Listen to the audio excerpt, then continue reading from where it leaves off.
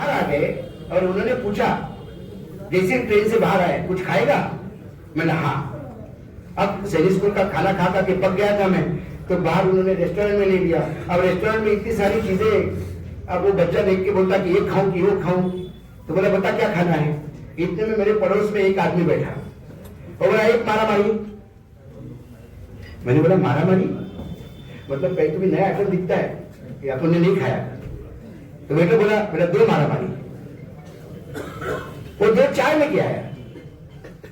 मैंने ये क्या है? बोले चाय है, जैसा बादशाही स्पेशल मसाला, वैसा अकोला में एक चाय मारामारी के नाम से जाती है। चुपचाप चाय पी और निकल लिए, न पूछने का। यदि मैं उसको पूछता भाई मारामारी कैसी होती है, वो मीठी होती है नमकीन होती है, तो मुझे बताता।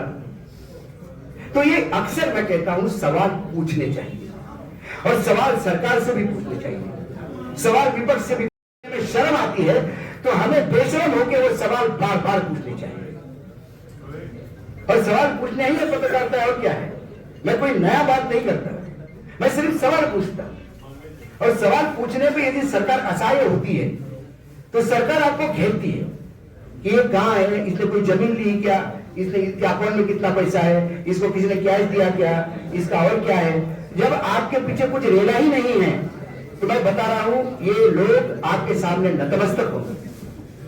मैं जानता हूं ग्रामीण पत्रकारिता के बहुत सारे प्रॉब्लम हैं। शहर में पैसा मिलता है, वो ग्रामीण पत्रकारिता में नहीं मिलता।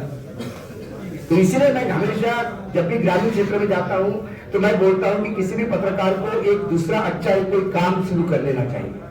बहुत सारे अच्छे काम है जिसमें आप ट्यूशन चालू कर सकते हैं, आप ट्रांसलेशन का काम शुरू कर सकते हैं। जब मोदी जी आए और उन्होंने हमको जॉबलेस बनवाया तो 6 महीने का पीरियड ऐसा भी था कि कोई चैनल बुला नहीं रहा था, सब इनकम खत्म हो गई थी। तो क्या करें, हमने ट्रांसलेशन शुरू किया।